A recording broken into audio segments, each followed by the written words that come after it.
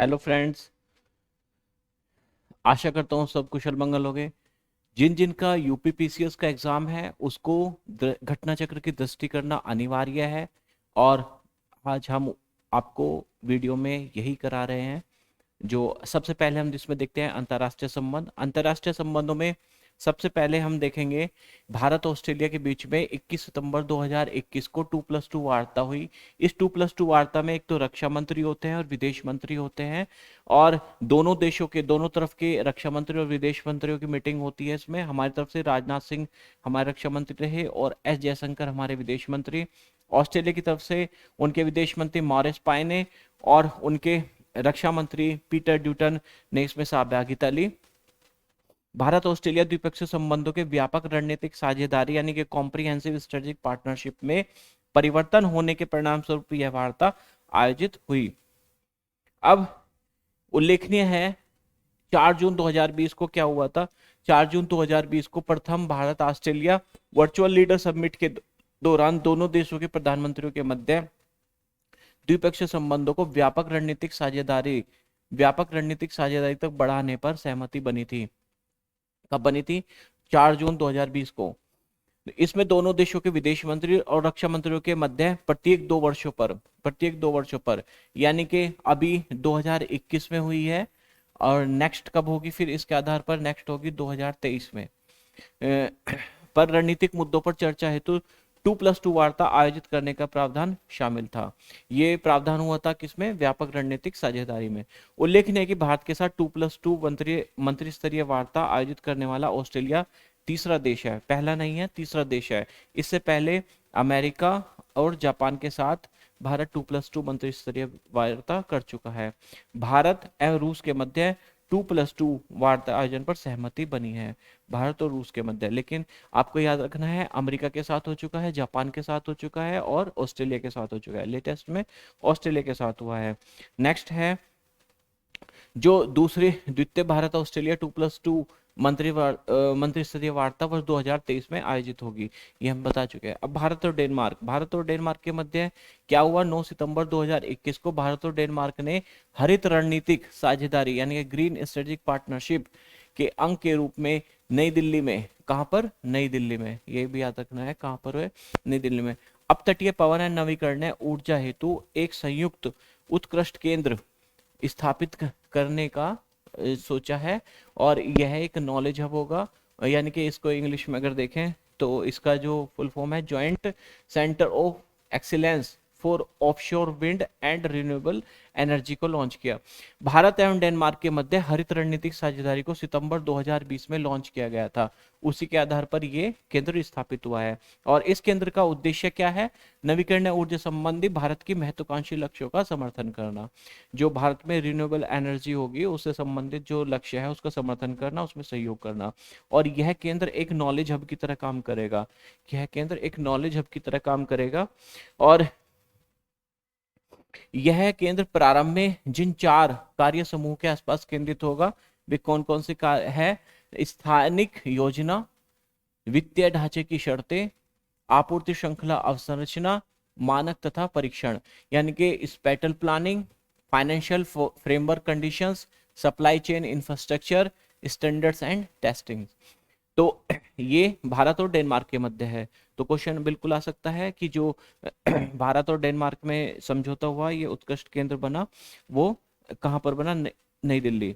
और इसका क्या है? इसका लक्ष्य है कि इसका इसका काम उद्देश्य है कि भारत में जो नवीन ऊर्जा है उसको बढ़ोतरी करना, नवीकरणीय ऊर्जा को बढ़ोतरी करना, भारत में उसका सहयोग करना।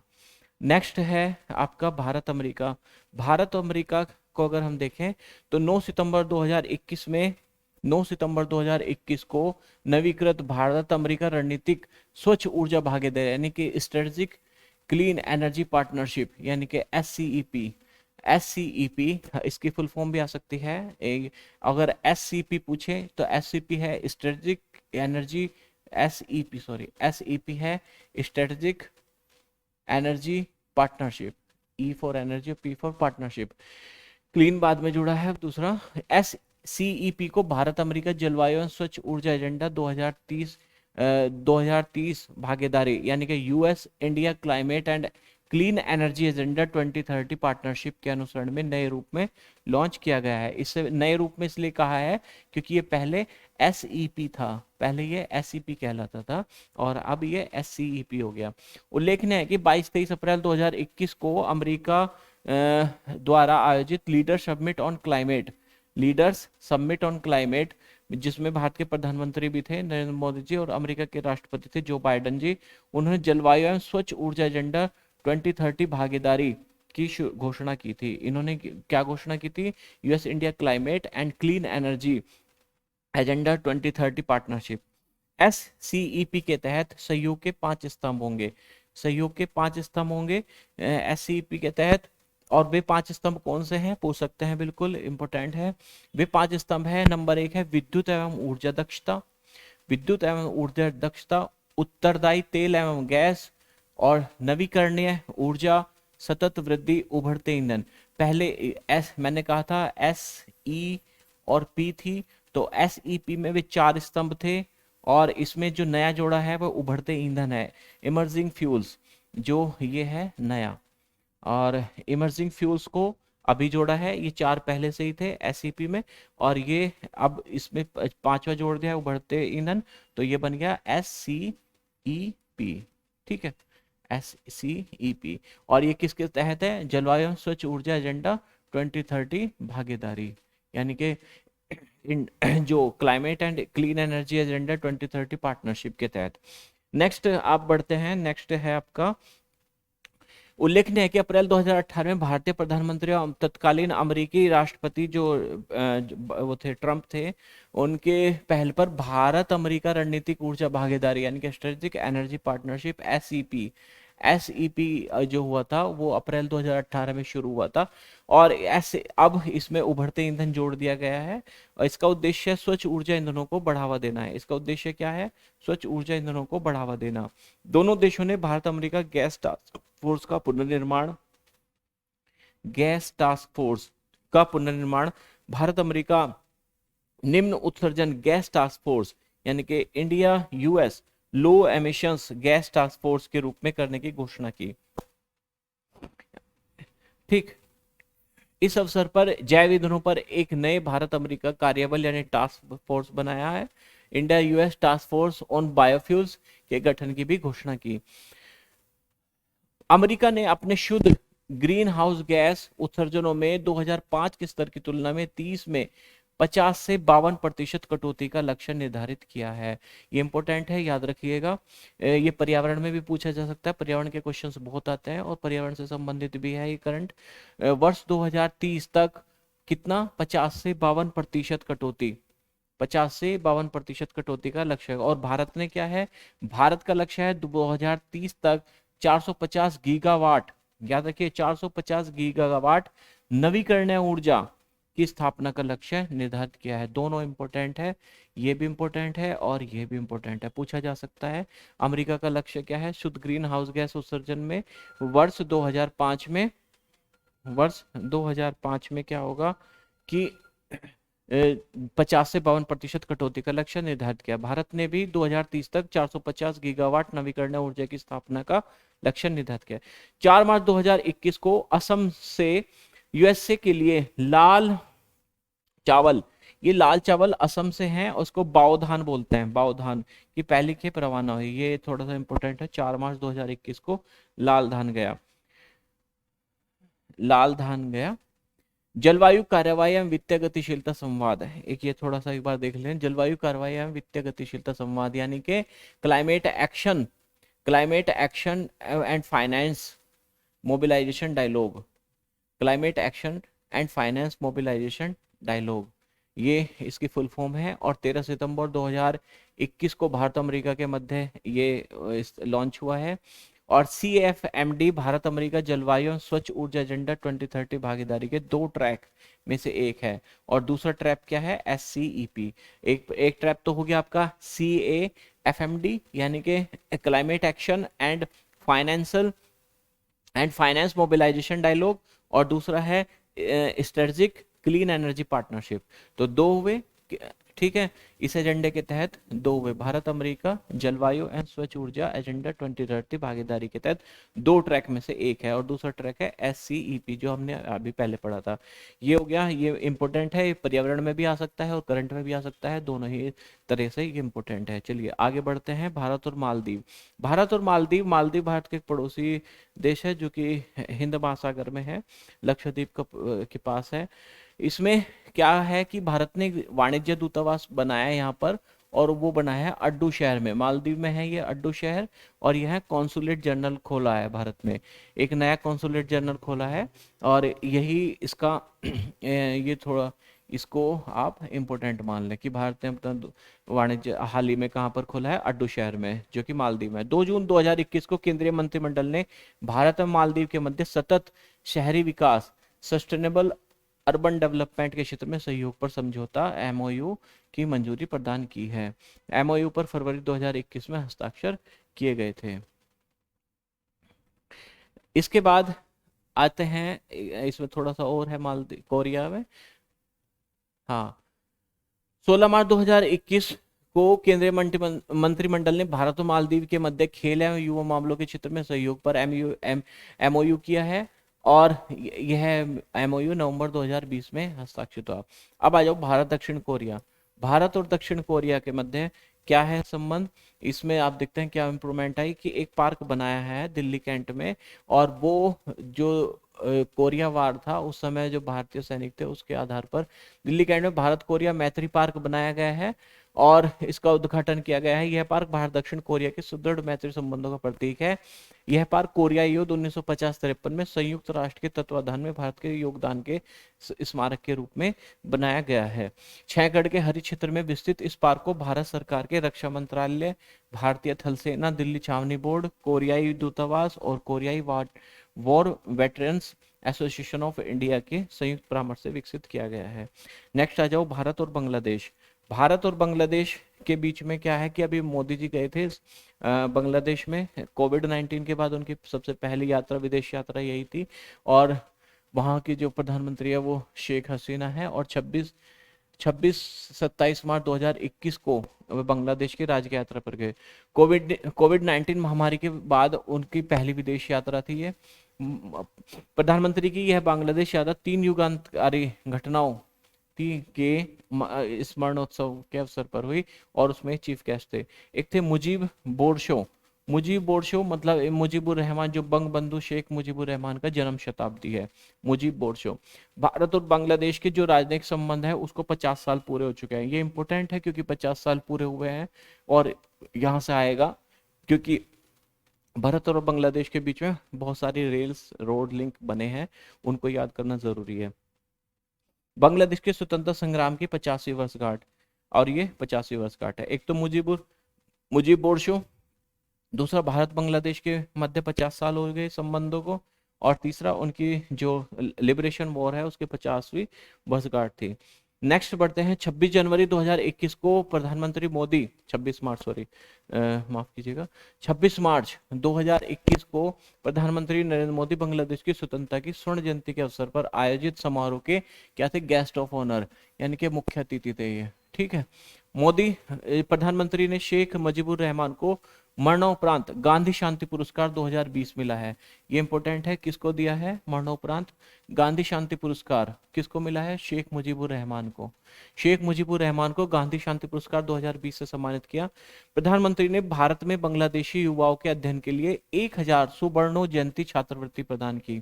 1000 सुवर्णो जयंती छात्रवृत्ति प्रदान करने की घोषणा की।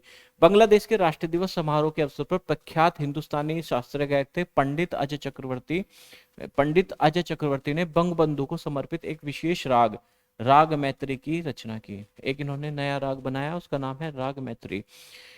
इसके बाद इसमें आगे बढ़ते हैं बांग्लादेश में ही। इस यात्रा के दौरान दिल्ली विश्वविद्यालय में बंगबंधु पीठ की स्थापना की जाएगी, यानी कि बंगबंधु चेयर। भारत द्वारा बांग्लादेश को औपचारिक रूप से मान्यता प्रदान करने की तिथि 6 दिसंबर है को मैत्री दिवस के रूप में मनाने का निर्णय लिया है। देखो इसमें बहुत सारे क्वेश्चंस हैं, और 50 साल हो गए तो बिल्कुल एक क्वेश्चन जरूर आएगा भारत बांग्लादेश संबंधों पर।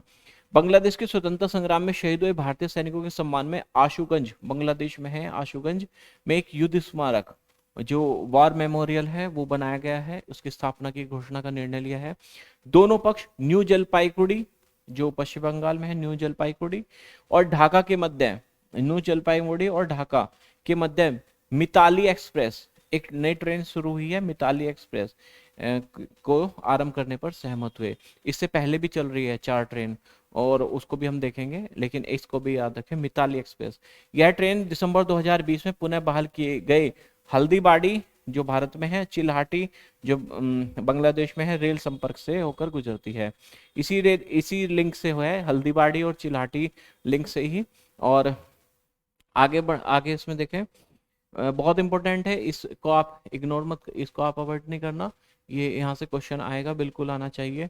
दोनों पक्षों द्वारा मुजीब नगर बांग्लादेश और नादिया पश्चिम बंगाल के मध्य ऐतिहासिक सड़क को जोड़ने पर उसका नामकरण शाधीनोतो शोरोक करने की घोषणा की है। अब देख लो भाई, ये यहाँ से क्वेश्चन बिल्कुल आना है, मुझे तो उम्मीद है, और आप इसको याद रखिएगा, बिल्कुल याद रखिएगा। मुजीब नगर और नादिया के मध्य ऐतिहासिक सड़क लिंक है, उसका नाम है शाधीनोता शोरोक करने की घोषणा की है। इसके बाद आप आ जाएं 17 दिसंबर 2020 को भारत के प्रधानमंत्री नरेंद्र मोदी द्वारा मोदी और बांग्लादेश के प्रधानमंत्री के मध्य एक आवासीय शिखर सम्मेलन भी हुई है।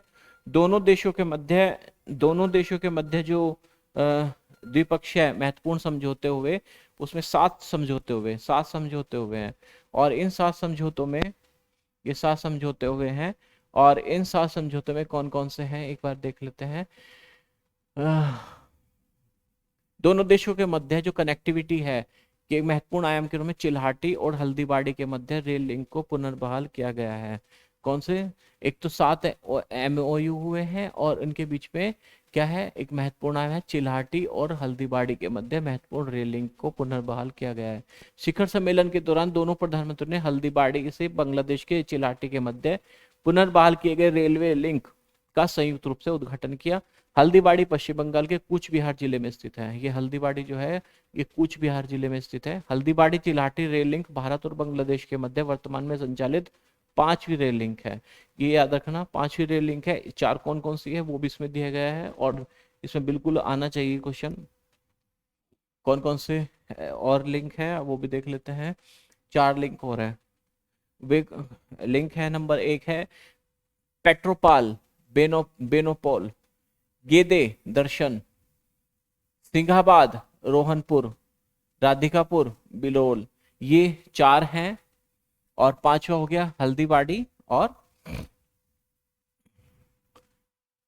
एक आ गया, हाँ ये हो गया हल्दीबाड़ी और चिल्हाटी, सॉरी हल्दीबाड़ी और चिल्हाटी रेल लिंक, पेट्रोपोल और बेनापोल, गेदे और दर्शन, सिंघाबाद और रोहनपुर, राधिकापुर और बिरोल, ये बांग्लादेश और भारत के बीच में है। अब भारत और बांग्लादेश के बीच है कुछ से एक सेतु भी बना है, मैत्री सेतु उसका नाम दिया गया है, वो भी देख लेते हैं वो कहाँ पर है मैत्री सेतु।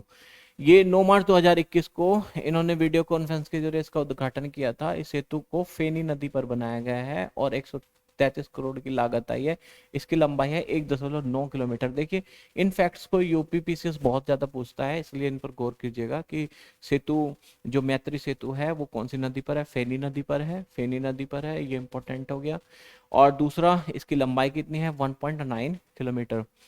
यह सेतु भारत के सबरूप को बांग्लादेश के रामगढ़ से जोड़ता है, और ये जोड़ता किसको है, त्रिपुरा में है सबरूम, और उसको रामगढ़ से जोड़ता है जो कि बांग्लादेश में है। भारत और बांग्लादेश के मध्य प्रागढ़ द्विपक्षीय मैत्री संबंधों के प्रतीक के रूप में इस सेतु का नाम मैत्री सेतु रखा गया है। ठीक है, मैत्री सेतु रखा गया है। इस सेतु का निर्माण राष्ट्रीय राजमार्ग और अवसंरचना विकास निगम लिमिटेड यानी कि NHIDCL यानी कि national highways and infrastructure development corporation limited द्वारा किया गया है। इस सेतु का संचालन आरंभ होने के बाद बांग्लादेश में चटगांव बंदरगाह तक पहुंच जो है, चटगांव पहुंच के साथ Tripura gateway of north east हो जाएगा। अब जो त्रिपुरा जो है वो गेटवे ऑफ नॉर्थ ईस्ट हो जाएगा, क्योंकि क्या होगा, चटगांव बंदरगाह तक पहुंच हो जाएगी। तो फिर हम जो समुद्री मार्ग है उससे भी त्रिपुरा तक संबंध बन सकते हैं। तो नॉर्थ ईस्ट में हम चटगांव बंदरगाह के थ्रू भी पहुंच सकते हैं। अब है भारत और फ्रांस के संबंध। भारत और फ्रांस इस साल मना रहे हैं, पर्यावरण से संबंधित ही है और ये बिल्कुल क्वेश्चन आना चाहिए। 28 जनवरी 2021 को नई दिल्ली में भारत फ्रांस पर्यावरण वर्ष मना रहे हैं। Indo French year of environment का उद्घाटन किया गया। उल्लेखनीय है कि वर्ष 2021 को हरित ग्रह की दिशा में भारत फ्रांस गठबंधन का वर्ष यानी कि year of Indo France alliance towards a greener planet के रूप में मनाया जा रहा है। भारत फ्रांस पर्यावरण वर्ष जिन 5 मुख्य विषयों पर केंद्रित है उसमें है, एक है पर्यावरण संरक्षण, दूसरा जलवायु परिवर्तन, तीसरा जैव विविधता संरक्षण, चौथा सतत शहरी विकास तथा नवीकरणीय ऊर्जा एवं ऊर्जा दक्षता का विकास। ठीक, आगे फ्रांस में ये जो वर्ष है मिनिस्ट्री ऑफ इकोलॉजी ट्रांजिशन मना रहा है, और भारत में जो है पर्यावरण वन जलवायु परिवर्तन मंत्रालय द्वारा, और उसमें विदेश मंत्रालय, अवसान शहरी कार्य मंत्रालय और नवीन और नवीकरणीय ऊर्जा मंत्रालय भी सहयोग कर रहे हैं। अब भारत और अफगानिस्तान, चूंकि अफगानिस्तान बहुत सुर्खियों में रहा है इसलिए अफगानिस्तान पर भी क्वेश्चन इंपॉर्टेंट है। जो हम देख रहे हैं वो ये है कि अफगानिस्तान में जो हुआ, एक बार उसको भी देख लीजिए। हालांकि कोई ज़्यादा अब उसका महत्व रह नहीं गया, लेकिन आप सलमा डैम को देख सकते हो, शहतूत डैम को देख सकते हो, तो 2 डैम तो भारत में हो ही गए। 9 फरवरी 2021 को मोदी जी वहां गए थे और लाल अंदर यानी कि शहतूत डैम के निर्माण के लिए एक MOU पर हस्ताक्षर किए थे। यह परियोजना भारत और अफगानिस्तान के मध्य नई विकास साझेदारी, जो भारत और अफगानिस्तान के मध्य न्यू डेवलपमेंट पार्टनरशिप का एक समझौता हुआ था, उसका उसी का एक हिस्सा है। इस बांध का निर्माण अफगानिस्तान के चहार आसियाब जिले में, जो जिला है वो है चहार आसियाब जिला, और नदी का नाम है मैदान नदी।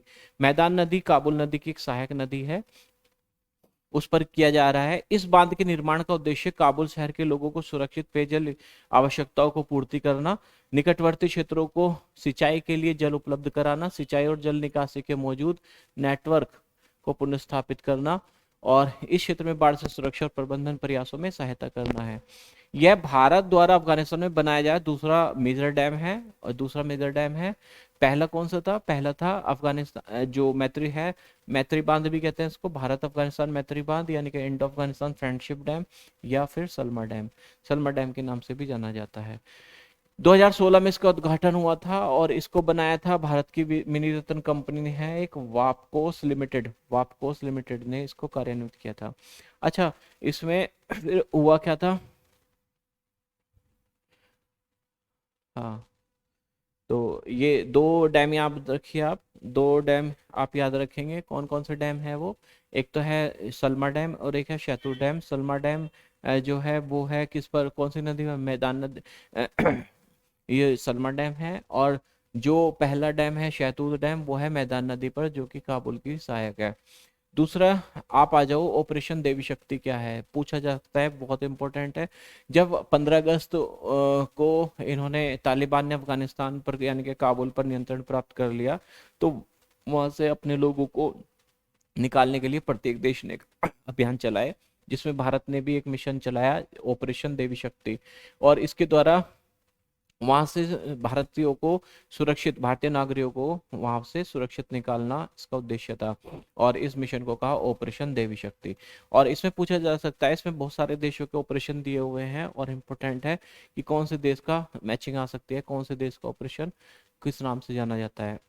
तो भारत का तो ऑपरेशन देवी शक्ति हुआ, और इसमें जो दक्षिण कोरिया है उसने ऑपरेशन मिरेकल चलाया था, कनाडा ने ऑपरेशन एजिस चलाया।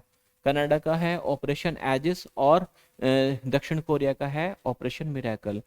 तो भारत और वियतनाम पर आप आ जाइए, तो भारत और वियतनाम के बारे में इन्होंने बताया है कि 21 दिसंबर 2021 को प्रधानमंत्री एवं वियतनाम के तत्कालीन प्रधानमंत्री, तत्कालीन इसलिए क्योंकि बदल गए थे ये, उस समय जो थे वो है ग्वेन जुआन फूक, जिनसे वार्ता हुई वो है प्रधानमंत्री थे ग्वेन जुआन फूक। लेकिन इसके बाद बदल गए, दूसरे आए। भारत वियतनाम वर्चुअल शिखर सम्मेलन के दौरान शांति, समृद्धि एवं जन समूह के लिए भारत वियतनाम संयुक्त विजन को अंकित किया। इस विजुअल शिखर सम्मेलन के दौरान दोनों देशों के मध्य व्यापक रणनीतिक साझेदारी के भविष्य में कार्यान्वयन के लिए वर्ष 2021-23 के लिए कार्य योजना पर हस्ताक्षर किए गए। भारत वियतनाम वर्चुअल शिखर सम्मेलन के दौरान दोनों पक्षों के मध्य 7 समझौता ज्ञापन हुए। इस शिखर सम्मेलन के दौरान दोनों देशों ने भारत वियतनाम सभ्यतागत एवं सांस्कृतिक आदान प्रदानों पर विश्व कोश, ये इंपॉर्टेंट है, encyclopedia on India and Vietnam encyclopedia on India and Vietnam civilisation and culture interaction के लिए द्विपक्षीय परियोजना को लॉन्च करने की घोषणा की है। और अब जो है वियतनाम के प्रधानमंत्री फॉम मिन चिन है, फॉम मिन चिन, ठीक है, ये याद रखना। भारत और भूटान के मध्य कोई खास नहीं है, और लेकिन एक बात याद रखना, जो भूटान के प्रधानमंत्री है उनका नाम है लोटे तेशरिंग, लोटे तेशरिंग। इसमें रुपी कार्ड का जो चरण 2 है उसका शुभारंभ हुआ है। अब आते हैं जो भारत और इटली के मध्य क्या दिक्कत है। दिक्कत कुछ नहीं है, मतलब उसके क्या खबर है कि भारत, अब एक चीज इसमें इम्पोर्टेंट ये है कि भारत का जो यूरोपीय देशों के साथ है उसमें सबसे ज्यादा जो व्यापार होता है वो जर्मनी के साथ, फिर बेल्जियम, ब्रिटेन, फ्रांस, ये इनकी सीरीज है। और उसके बाद 5वां स्थान जो है वो है इटली, जो 5वां स्थान है वो है इटली, यानी कि इटली जो है वो 5वां स्थान रखता है। तो अगर सीरीज बन जाए जर्मनी, बेल्जियम, ब्रिटेन, फ्रांस और इटली। भारत इटली वर्चुअल शिखर सम्मेलन के दौरान ऊर्जा, मत्स्य पालन, पोत निर्माण, डिजाइन आदि क्षेत्रों में 15 MOU हस्ताक्षरित हुए। इस शिखर सम्मेलन के दौरान भारत और इटली के मध्य विस्तारित साझेदारी हेतु कार्य योजना अंगीकृत किया गया। अब जो भारत और मॉरिशस कहाँ है? हिंद महासागर में एक द्वीपीय देश है। और इसमें क्या है, अभी हुआ क्या था, वहां पर एक जापानी जहाज था, वो उस लीक हो गया था, उसमें से क्या तेल का रिसाव हो गया था। उस जहाज का नाम क्या था? MV वोकोशियो। पोत से तेल का रिसाव होने के बाद पर्यावरण ने आपातकाल लागू कर दिया। मॉरिशस ने पर्यावरण यानी कि इन्वायरमेंटल इमरजेंसी लागू कर दी, और इसमें 4200 टन, लगभग 4200 टन ईंधन तेल मौजूद था। और यह पोत पॉइंटे डी एनिसी के क्षेत्र में फंसा था। पॉइंटे डी एनिसी के आसपास बहुत से पर्यावरण संवेदनशील क्षेत्र मौजूद है। मॉरिशस पूरा ही द्वीपीय देश है और बहुत ही संवेदनशील है पर्यावरण के हिसाब से, क्योंकि कोरल से बना हुआ द्वीप है वे, और कोरल बहुत सेंसिटिव होता है। मॉरिशस में तेल रिसाव की इस घटना से निपटने के लिए भारतीय तट रक्षक बल के 10 सदस्य प्रदूषण प्रतिक्रिया विशेषज्ञ दल को तैनात किया गया।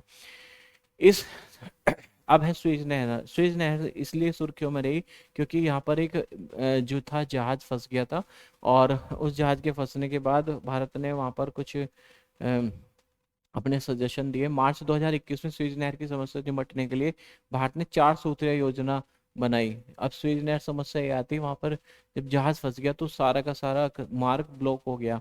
तो इसमें कैप ऑफ गुड होप के जरिए पोतों को गंतव्य तक भेजा जाना शामिल है, वो भी था।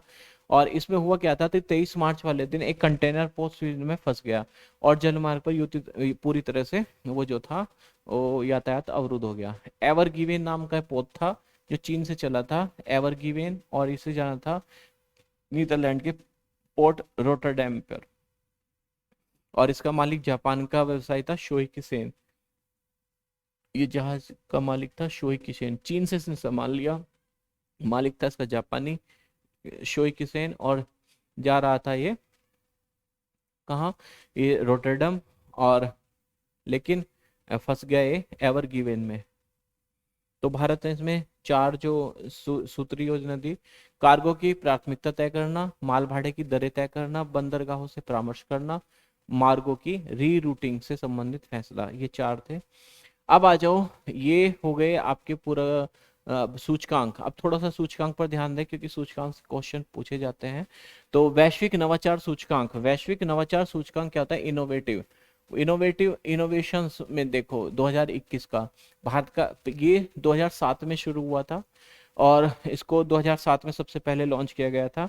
और वर्ष 2020 तक प्रतिवर्ष इस सूचना का प्रकाशन कार्नेल विश्वविद्यालय आई एन INSEAD the business school of the world, Cornell विश्वविद्यालय जो कि न्यूयॉर्क में है, और INSEAD the business school of the world for the world, और विश्व बौद्धिक संपदा संगठन यानी कि वीपो, विश्व बौद्धिक संपदा संगठन यानी वीपो, वर्ल्ड इंटेलेक्चुअल प्रॉपर्टी ऑर्गेनाइजेशन द्वारा संयुक्त रूप से किया गया। वर्ष 2021 में इस सूचकांक का प्रकाशन वीपो द्वारा पोर्टुलेंस इंस्टीट्यूट, विभिन्न कॉर्पोरेट और एकेडमिक नेटवर्क भागीदारी और जीआईआई सलाहकार बोर्डों की साझेदारी से किया है। भारतीय उद्योग परिसंघ भी सूचकांक के प्रकाशन में कॉर्पोरेट भागीदार के रूप में शामिल रहा। अब इसमें सोचने वाली बात क्या है, ये तो आपने बता दिया कि ये कैसे किस किसने किया और कब हुआ। अब ये देखिए कि इसमें सूचकांक में क्या हिसाब किताब है। इसमें बताया गया है कि 20 सितंबर 2021 को वैश्विक नवाचार सूचकांक 2021 को जारी किया गया, और इस सूचकांक का यह 14वां है, क्योंकि 2007 में हुआ था ना पहला, तो अब 14वां वार्षिक है। इस संस्करण में नवाचार पर कोविड-19 महामारी के प्रभाव पर ध्यान केंद्रित किया गया है। वर्ष 2021 के वैश्विक नवाचार सूचकांक का केंद्रीय विषय, इसका जो केंद्रीय विषय है वो है कोविड-19 महामारी के जरिए नवाचार का पता लगाना, यानी कि ट्रैकिंग इनोवेशन थ्रू द कोविड-19 क्राइसिस। इसका जो थीम है वो यह है ट्रैकिंग इनोवेशन थ्रू द कोविड-19 क्राइसिस। इस सूचकांक में विश्व की 132 अर्थव्यवस्थाओं को उनके नवाचारों के परितंत्र के आधार पर रैंकिंग दी गई है, और 132 अर्थव्यवस्थाओं की रैंकिंग 81 विभिन्न संकेतकों के आधार पर दी गई। तो इंडिकेटर्स कितने हैं उसमें? 81 इंडिकेटर्स हैं। और वैश्विक नवाचार सूचकांक 2021 में लगातार 11वें वर्ष स्विट्जरलैंड पहले स्थान पर है। ठीक है, पहले स्थान पर स्विट्जरलैंड है। और फिर पिछले 3 वर्षों से स्विट्जरलैंड, स्वीडन, अमेरिका और यूके है, और पहली बार दक्षिण कोरिया टॉप 5 में आ गया है। दक्षिण कोरिया टॉप 5 में आ गया।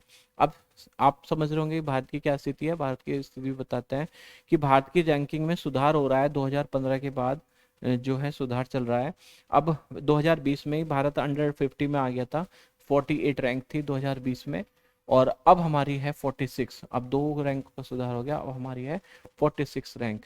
तो अब हम अंडर 50 में है, और अंडर 5 में सबसे पहले दक्षिण कोरिया है।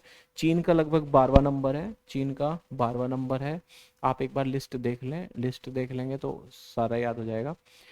जो टॉप 10 देश हैं उसमें स्विट्जरलैंड है सबसे पहला, स्विट्जरलैंड है, फिर स्वीडन है, अमेरिका यूएसए मतलब, यूके, दक्षिण Korea top 5, Netherlands, Finland, Singapore, Denmark and Germany top 10 में है ये देश। अब जो ब्रिक्स देशों की स्थिति है, ब्रिक्स देशों की अगर स्थिति देखें, ब्रिक्स मतलब ब्रिक्स का मतलब होगा, अभी मैं बता रहा हूँ, जो ब्रिक्स है, ब्रिक्स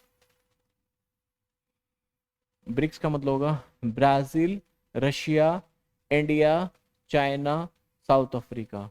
तो ब्राजील 57वां नंबर रखता है, रूस 45वां, भारत 46वां, और चीन 12वां नंबर रखता है, और दक्षिण अफ्रीका 61वां नंबर। तो ब्रिक्स देशों में भी भारत की स्थिति ज्यादा दयनीय नहीं है। चीन और रूस ही भारत से ऊपर है, और चीन की 12वां, रूस का 45, भारत का 46, ब्राजील 57 और दक्षिण अफ्रीका 61। अब टाइम मैगजीन के आधार पर आ जाओ। टाइम मैगजीन की टाइम 100 सूची आई है, उसमें 100 सर्वाधिक प्रभावशाली व्यक्तियों, most influential people in the world की वार्षिक सूची जारी की गई है। और इसमें अमेरिकी पत्रिका है ये टाइम। अमेरिकी शिक्षाविद, राजनीतिक और पत्रकारों के मध्य विचार विमर्श के परिणाम स्वरूप यह सूची सबसे पहले 1999 में शुरू की गई थी। 1999 में, वर्ष 1999। इस सूची में 6 अलग अलग क्षेत्रों से लोग शामिल किए जाते हैं, जैसे आइकन, पॉयनियर, अग्रदूत, टाइटन, आर्टिस्ट, लीडर्स और इनोवेटर्स। इसमें 6 क्षेत्रों के लोग आते हैं, icon, pioneer, titan, artist, leaders, innovators. अब जो इसमें याद करने वाली बात है, इसमें से क्वेश्चन जो पूछे जाते हैं बिल्कुल, इसमें से जो क्वेश्चन पूछे जाते हैं वो है वर्ष 2021 की टाइम 100 सूची पत्रिका द्वारा 15 सितंबर 2021 को जारी हुई, और इसमें 3 भारतीय हैं। एक तो प्रधानमंत्री मोदी ऑब्वियसली इसमें कोई शक नहीं है। प्रधानमंत्री नरेंद्र मोदी, पश्चिम बंगाल के मुख्यमंत्री ममता बनर्जी, और इसमें चौंकाने वाला है सीरम इंस्टीट्यूट ऑफ इंडिया के मुख्य सीईओ अदार पूनेवाला। अदार पूनेवाला भी टॉप टाइम मैगजीन के 100 सूचियों में शामिल है। अब टाइम मैगजीन ने प्रधानमंत्री के तो लीडर्स में आपने देखा था 6 क्षेत्रों में ये आता है, 6 क्षेत्रों में है, तो ये तो लीडर्स में है मोदी जी तो हमारे प्रधानमंत्री। और सबसे जवाहरलाल नेहरू इंदिरा के बाद सबसे मजबूत नेता बताए हैं। और नेतृत्व श्रेणी के अंतर्गत शामिल कुछ अन्य जो भी लोग हैं लीडरशिप में और भी हैं, जैसे जो बाइडन और चीनी राष्ट्रपति शी जिनपिंग, अमेरिकी उपराष्ट्रपति कमला हैरिस और अमेरिका के पूर्व राष्ट्रपति डोनाल्ड ट्रंप भी उल्लेखनीय है। एक इसमें सौकाले में बताया कि तालिबान नेता अब्दुल गनी बरादर को क्या बताया, मिलिट्री नेता के तौर पर नेतृत्वकर्ता श्रेणी के रूप में शामिल किया गया। टाइम सूची पश्चिम बंगाल की मुख्यमंत्री ममता बनर्जी को भारतीय राजनीति में एक उग्र चेहरे के रूप में अभिव्यक्त करती है, जो किसी की पत्नी, बेटी या मां के रूप में नहीं बल्कि स्वयं की पहचान से जाना जाती है। आदार पूनावाला को पायनियर में शामिल किया गया है, पायनियर में शामिल किया गया है आदार पूनावाला को, और क्योंकि ये क्या थे पायनियर में, यानी कि अग्रदूत में। टाइम के अनुसार पूनावाला विश्व के टीका संबंधी असमानता को कम कर सकते हैं। अब जो टीका संबंधी जो असमानता है विश्व में उसको कम कर सकते हैं। सीरम इंस्टीट्यूट ऑफ इंडिया विश्व की सबसे बड़ी टीका निर्माण कंपनी है। सीरम इंस्टीट्यूट ऑफ इंडिया विश्व की सबसे बड़ी निर्माण कंपनियों में शामिल है। गौरतलब है कि टाइम पत्रिका के 100 प्रभावशाली व्यक्तियों की सूची में मुख्य पृष्ठ पर आइकन श्रेणी के तहत Duke and duchess of success Prince Harry और मेघन को स्थान। आइकन में कौन है? प्रिंस हैरी और मेघन।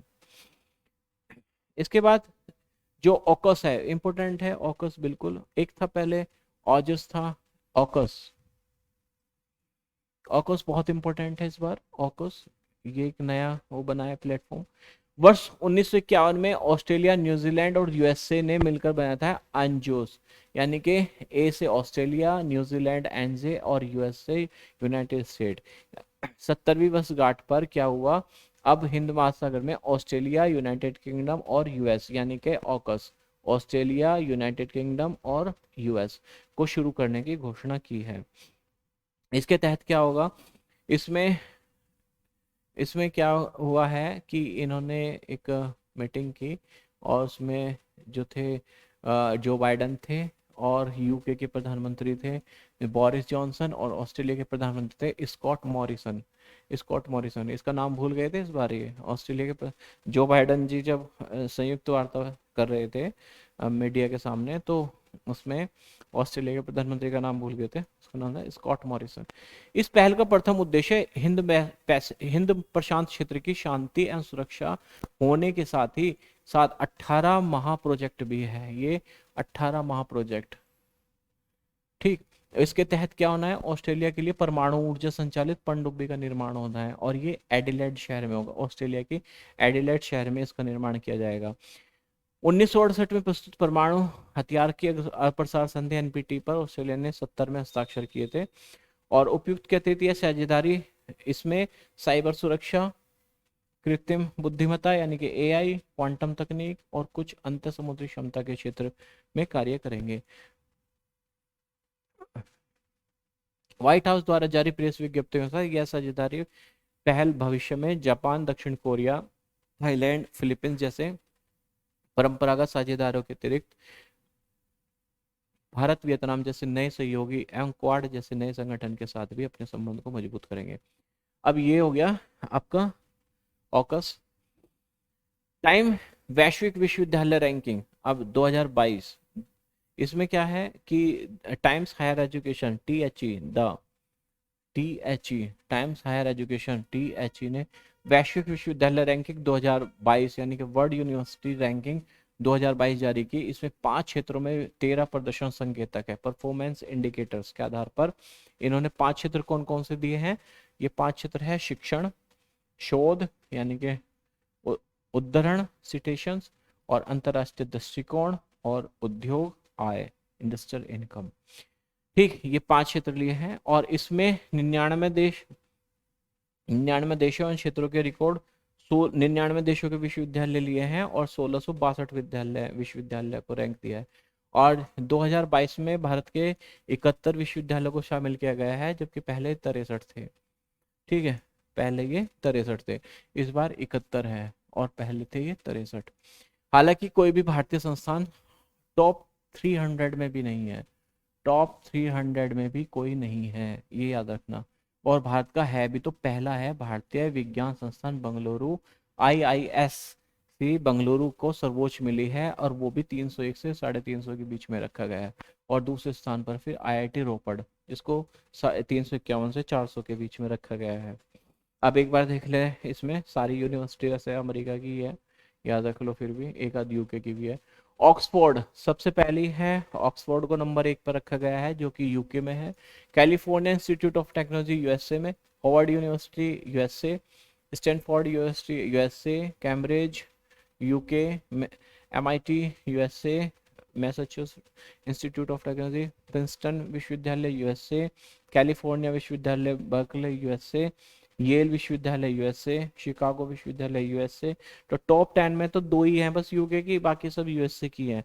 तो टॉप एक तो ऑक्सफोर्ड है और दूसरी कैम्ब्रिज है, और कैम्ब्रिज का 5वां स्थान है, ऑक्सफोर्ड का पहला स्थान है। ये पता नहीं कैसे करते हैं सब। भारत का तो 300 में भी नाम नहीं है।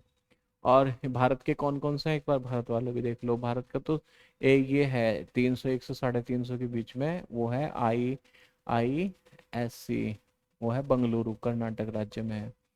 और रोपड़ वाला है पंजाब में, रोपड़ पंजाब में है। और फिर है JSS academy of higher education and research Mysore में, IIT इंदौर, अलगप्पा विश्वविद्यालय तमिलनाडु, और Thapar institute of engineering and technology Punjab, Thapar institute of engineering and technology Punjab, ये विश्व में रैंक रखती है। अब है हुरून ग्लोबल 500 सूची 2021।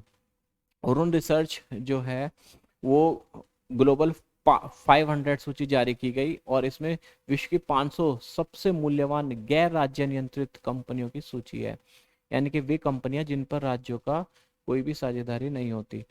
इस वर्ष की रैंकिंग चीन के पूर्वी शहर जियाक्सिंग के सहयोग से जारी की गई है, और हुरून ग्लोबल 500 के तहत सूचीबद्ध कंपनियों को उनके बाजार पूंजीकरण, मार्केट कैपिटलिज्म, जो मार्केट कैपिटलाइजेशन है उसके आधार पर उनकी होती है, और जो गैर सूचीबद्ध होती है उनको उनके वैल्यूएशन यानी कि उनके मूल्य के आधार पर रैंकिंग दे दी जाती है। और इसमें नंबर 1 पर है आपका जो है वो है एप्पल। और एप्पल का कितना है, जो एप्पल है, एप्पल के जो मूल्यवान है, सबसे ज्यादा मूल्यवान है एप्पल, और इसकी मूल्य है 2443 ट्रिलियन डॉलर, 2443 ट्रिलियन डॉलर। अब ये देख लीजिए, बहुत बड़ी कंपनी है, लगभग 2443 ट्रिलियन डॉलर है एप्पल।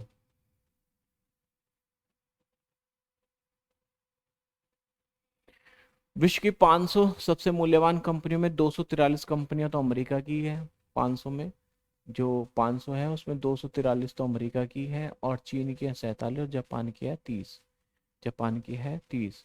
और 2443 जो बिलियन डॉलर ट्रिलियन डॉलर है वो एप्पल है, एप्पल की इतनी है। और एप्पल का जो मुख्यालय है वो याद रख लो, क्यूपर्टिनो में है, और इसके जो सीईओ है टीम कुक।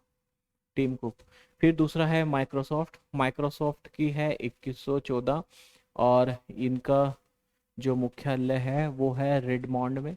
ये पूछ लेते हैं, अभी तक पूछा नहीं गया लेकिन पूछा जा सकता है, इसका रेडमॉन्ड में है। और इसके हैं सत्या नडेला माइक्रोसॉफ्ट के।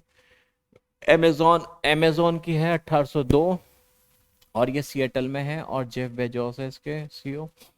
अल्फाबेट है माउंट व्यू में, और इसमें सुंदर पिचाई है अल्फाबेट में। और फेसबुक का है मेनलो पार्क यूएसए, इसका है मार्क जुकरबर्ग। ठीक है। नेक्स्ट आपको जो है 12 निजी भारतीय कंपनियों ने विश्व में 500 सबसे मूल्यवान निजी कंपनियों की सूची में जगह बनाई है, और इसमें हुरून ग्लोबल 500 सूची में जो भारत के विश्व में 9वें स्थान पर है, कंपनियों की संख्या की दृष्टि से भारत विश्व में 9वें स्थान पर है। 9वां स्थान है। पहला तो यूएसए का ही है, दूसरा चाइना का है, 47 कंपनी है। और भारत की 12 है। भारत की कितनी कंपनी है? 12 कंपनी है। हुरुन ग्लोबल 500 सूची में रिलायंस है सबसे ज्यादा, 188 बिलियन डॉलर, 188 बिलियन डॉलर, ठीक। और रिलायंस जिसका नंबर है 57वें स्थान पर है, जो भारतीय कंपनियों में नंबर 1 है। टाटा है, टाटा कंसल्टेंसी सर्विसेज 75वां स्थान है और भारत की दूसरी है। और एचडीएफसी बैंक तीसरे हैं भारत में, और सर्वाधिक मूल्यवान वाली कंपनियां हैं तो रिलायंस, टीसीएस और एचडीएफसी बैंक।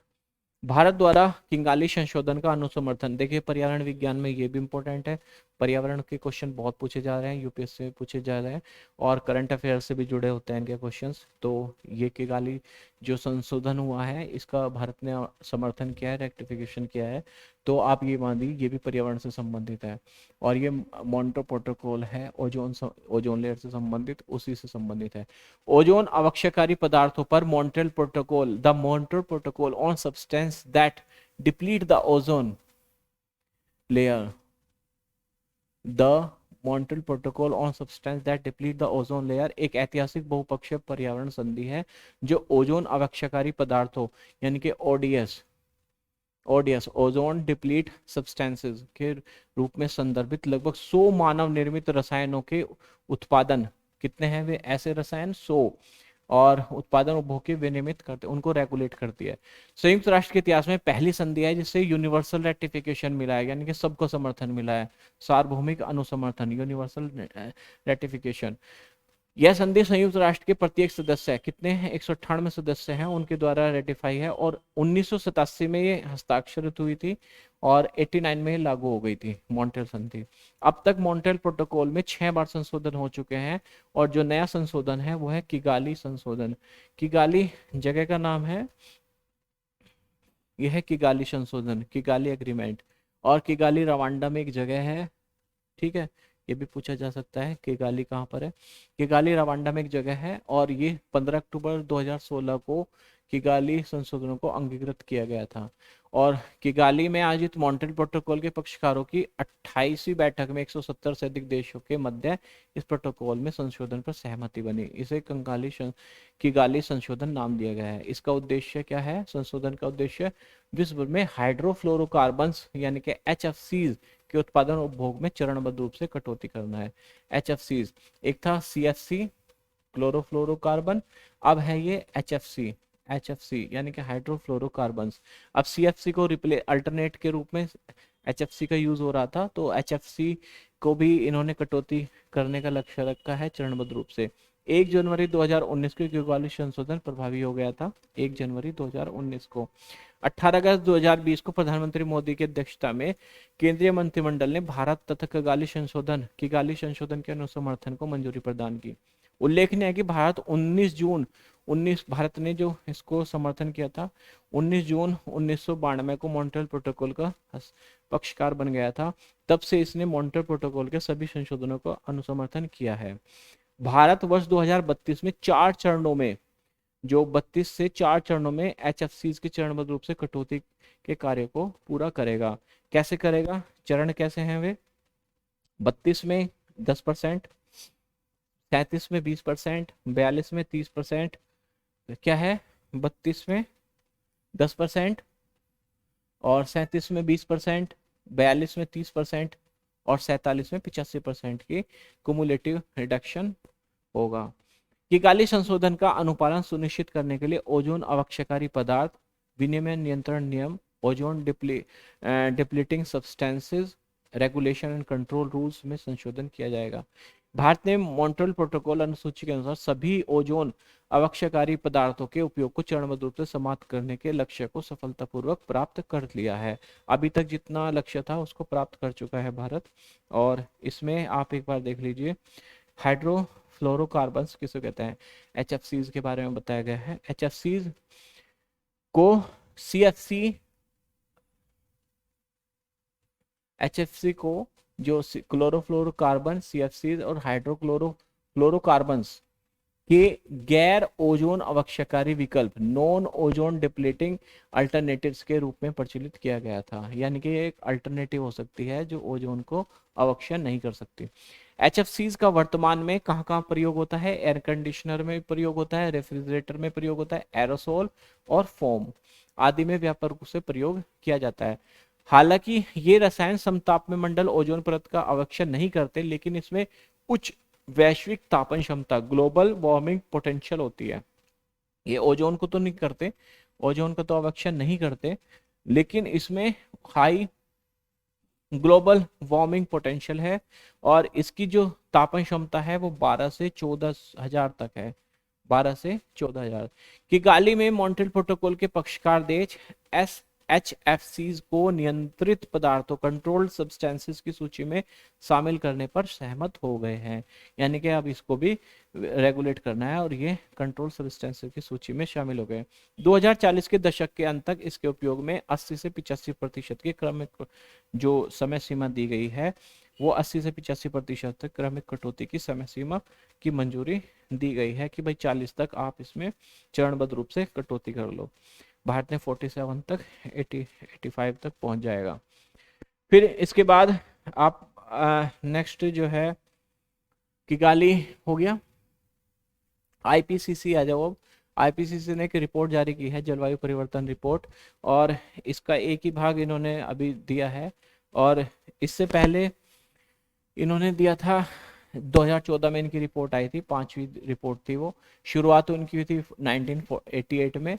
इसका उद्देश्य था क्या था? जलवायु परिवर्तन का वैज्ञानिक आकलन करना और उसके अनुकूल तथा शमन हेतु उपाय सुझाना, यानी कि उनका एक साइंटिफिक एवोल्यूशन करना और उनका सॉल्यूशन देना कि उनको कैसे हटाना है। तो इसकी ये 5वीं जो रिपोर्ट थी वो 2014 में आई थी, लेकिन अभी जो है वो 6ठी आई है, 6ठी रिपोर्ट का पहला भाग आया है और इसका नाम है climate change 2021 the physical science basis.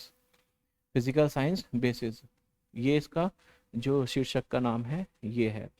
इस रिपोर्ट में के जो शेष 2 भाग हैं वो 22 में आएंगे, 22 में जारी करेंगे और इसमें बताया गया है कि जो पूर्व औद्योगिक युग के बाद से अब तक वैश्विक तापमान में 1.07 डिग्री सेल्सियस की वृद्धि हो चुकी है। ठीक है, 1.07 डिग्री सेल्सियस की वृद्धि हो चुकी है और ये बहुत इंपॉर्टेंट है, एग्जाम में बिल्कुल पूछा जा सकता है कितनी हो चुकी है? 1.07 डिग्री सेल्सियस की वृद्धि हो चुकी है। यदि शीघ्र ही उत्सर्जन में कमी के उचित उपाय नहीं किए जाते तो अगले 2 दशकों में पृथ्वी का तापमान पूर्व औद्योगिक स्तर की तुलना में 1.5 डिग्री सेल्सियस के स्तर को पार कर जाएगा। ये अगर हम कोई उपाय नहीं करते तो 20 सालों में यानी कि 2 दशकों में 1.5 डिग्री को पार कर जाएगा, 1.5 डिग्री सेल्सियस को, अभी जो 1.07 डिग्री है। और IPCC ने एक अनुमान व्यक्त किया है कि यदि कार्बन उत्सर्जन को रोका नहीं गया तो 2100 में ये हो जाएगा 5.7 डिग्री सेल्सियस तक बढ़ जाएगा। अभी जो 1.07 है वो यहाँ तक पहुंच जाएगा अगर ऐसे ही चलता रहा तो, और अगर इसको रोक लिया गया तो ये अगर नहीं 2 वर्षों में ये हो जाए 2 दशकों में हो जाएगा 1.5 डिग्री सेल्सियस, अगर इसको नहीं रोका गया इसी क्रम से काम चलता रहा। लेकिन अगर और 2100 में हो जाएगा 5.7 डिग्री सेल्सियस। इंपॉर्टेंट है। सदी के अंत तक भूमंडलीय ऊष्मण को जो ग्लोबल वार्मिंग है 1.5 डिग्री सेल्सियस के स्तर पर रोकना अभी भी संभव है और इसके लिए हमें कुछ परिवर्तन करने होंगे। यहाँ तक रोकना ही लक्ष्य है। अगर हमने 2100 तक 2100 तक इसको रोक दिया, वर्ष 2100 तक, तो ये भी बहुत बढ़िया होगा और रोका जा सकता है अभी भी अगर हम इसके लिए कुछ क्रांतिकारी परिवर्तन कर दें। IPCC के अनुसार पिछला दशक 1,25,000 यानी कि 1.25 वर्षों में सबसे गर्म रहा। जो पिछला दशक है यानी कि डिकेड्स है, लास्ट डिकेड जो है वो 125 वर्षों में सबसे गर्म डिकेड रहा। और वर्ष 2019 2 मिलियन वर्षों में सबसे गर्म कार्बन डाइऑक्साइड की सांद्रता वाला वर्ष रहा। सबसे ज्यादा कार्बन डाइऑक्साइड हुई 2 मिलियन वर्षों में 2019 में। देखिए भाई, अब कोविड आया तो 2020 में कुछ कमी हुई होगी, लेकिन 19 में देखिए जब भी अति होगी तो प्रकृति तो अपने आप ही उसको बैलेंस करेगी।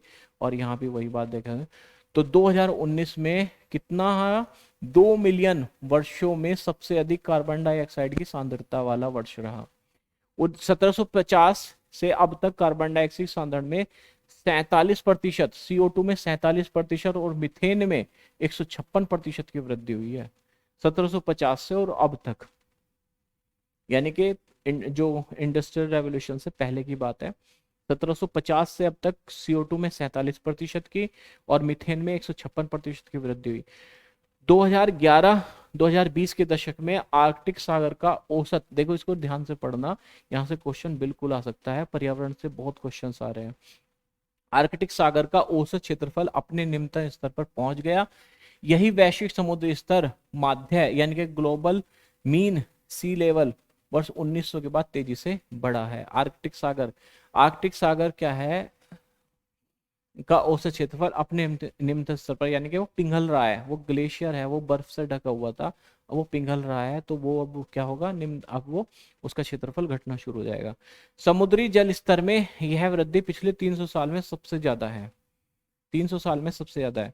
देखिए इंडिकेशंस तो मिल रहे हैं ग्लोबल वार्मिंग के, और उसको आप इग्नोर नहीं कर सकते। अगर आप अभी नहीं रोका तो 2 सालों में 1.5 डिग्री सेल्सियस और 2100 तक 5.5 डिग्री सेंटीग्रेड तक तापमान में वृद्धि हो जाएगी। और आप जानते हैं इतनी तापमान में वृद्धि होने से कितने ग्लेशियर पिघल जाएंगे और कितना नुकसान होगा।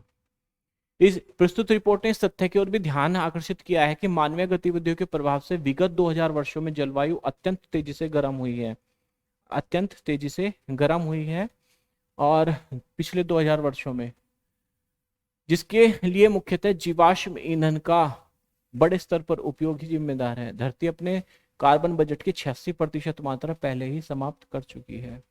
ठीक है। वैश्विक युवा विकास सूचकांक 2020, वैश्विक युवा विकास सूचकांक अनुसंधानकर्ताओं, नीति निर्माताओं, नागरिक सामाजिक हेतु एक ऐसा साधन है जिससे युवा विकास से संबंध सतत विकास लक्ष्यों की प्राप्ति की दिशा में हो रही प्रगति को मापा जा सकता है। राष्ट्रमंडल सचिवालय द्वारा 15 से 29 वर्ष आयु वर्ग के लोगों को युवा परिभाषित किया गया है।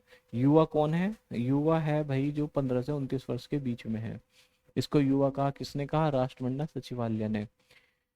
वैश्विक युवा विकास सूचकांक 2020 में कुल 181 देशों को शामिल किया गया, 181 देशों को, और राष्ट्रमंडल के 54 देश में से 48 देश में शामिल हुए। राष्ट्रमंडल में कितने कॉमनवेल्थ गेम कितने हैं? 54, और इसमें शामिल कितने? 48, और कुल कितने हैं? 181। यह सूचकांक युवा विकास के 6 क्षेत्रों पर निर्भर है, पर आधारित है, और वे 6 क्षेत्र कौन से हैं? एक तो स्वास्थ्य एवं कल्याण, ये जो एक है स्वास्थ्य एवं कल्याण, शिक्षा, रोजगार एवं अवसर, राजनीतिक और नागरिक भागीदारी, समानता एवं समावेशन, शांति और सुरक्षा। ये 6 क्षेत्रों को 27 संकेतकों में विभक्त किया गया। वैश्विक युवा विकास सूचकांक 2020 के अंदर 8 वर्षीय समावधि यानी कि 2010 से 18 के दौरान युवा विकास का मापन किया गया है।